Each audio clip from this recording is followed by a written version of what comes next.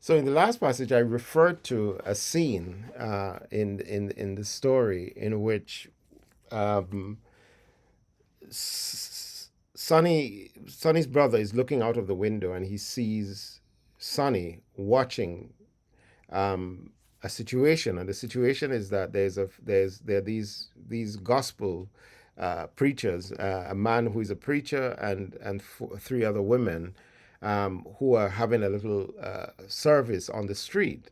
And it's a very interesting service because people he would preach, they do a collection and so on, and then women begin to sing. So what is happening is that Sonny's watching this, and Sonny's brother is watching Sonny watching this, that incident, and it's worth sort of looking at the the passage in which this is unfolding. This observation is unfolding. Um, so I'll just go to the moment where they are observing. It was strange suddenly to watch, though. I'd been seeing these meetings all my life, so of course had everyone else down there. Yet they paused and watched and listened, and I stood still at the window.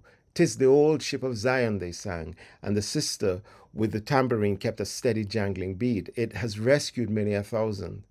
Not a soul under the sound of their voices was hearing this song for the first time, and not one of them had been rescued, nor had they seen much in the way of rescue work being done around them. Neither did they especially believe in the holiness of the three sisters and the brother.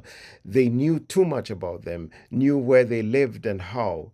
The woman with the tambourine, whose voice dominated the air, whose face was bright with joy, was divided by very little from the woman who stood watching her, a cigarette between her heavy chapped lips, her hair cuckoo's nest, her face scarred and swollen from many beatings, and her black eyes glittering like coal. Perhaps they both knew this, which was why, when as rarely as they addressed each other as sister.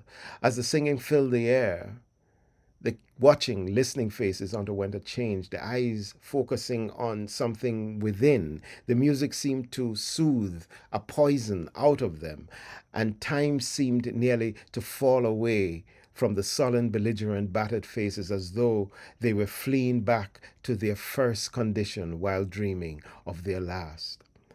And then, of course, what he watches is Sonny sort of disappearing, and Sonny then he hears the door unlock, and Sonny then says, "Hey, hey yourself, you want some beer?" "No, well maybe." But he came up to the window and stood beside me, looking out. "What a warm voice," he said. "They were singing, 'If I Could Only Hear My Mother Pray Again.'" "Yes," I said, "and she can sure beat that tambourine." "But what a terrible song," he said and laughed. He dropped his notebook on the sofa and disappeared into the kitchen. "Where's Isabella and the kids?" When he comes back to the living room, he invites um, the brother to come and hear them play tonight. And then there's this little moment. He smiled to himself, and we both watched as the meeting across the way broke up. The three sisters and the brother, heads bowed, were singing "God Be With You Till We Meet Again." The faces around them were very quiet. Then the song ended. The small crowd dispersed. We watched the three women and the lone man walk slowly up the avenue. "When she was singing before," said Sonny abruptly, "her voice reminded me for a moment of what heroin feels like sometimes when it's in your veins. It makes you feel sort of warm and cool at the same time, and distant and sure."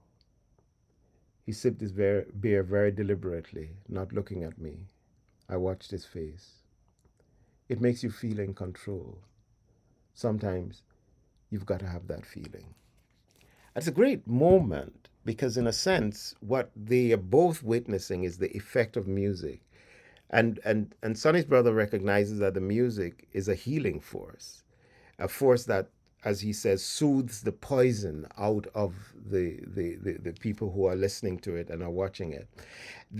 And of course, at the heart of that soothing is the sense that they're listening to music that they already know, they've heard before, and so on. And yet, in the performance of it, something quite powerful happens. Sonny also observes something when he says that she can sing, and then he says that her singing is the feeling that he gets from taking heroin, the drug heroin, and he talks about it as being a way of feeling warm and in control. Um, and there's a sense in which it's a very sophisticated way of thinking about it, where the addiction becomes a way to find a certain kind of control, which seems counterintuitive and contrary to a certain kind of reality.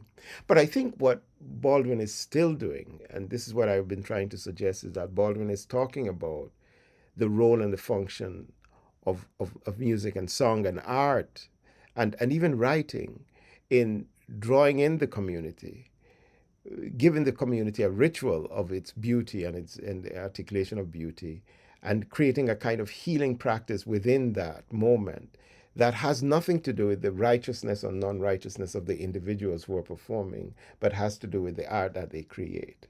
This is a really powerful moment that I think Baldwin is exploring about art and about the role of art, and especially in this instance, the role of music in the African American community. And Baldwin doesn't make a distinction, right? And so here we are looking at these singers who have a church singing, and the church's transformative power has to do with the sound it creates and the sensation that it generates, the spiritual sensation that it generates. So when we look at the last section, is we're going to look at the moment where Sonny's plays and Sonny's brother observes him playing, and how that works out.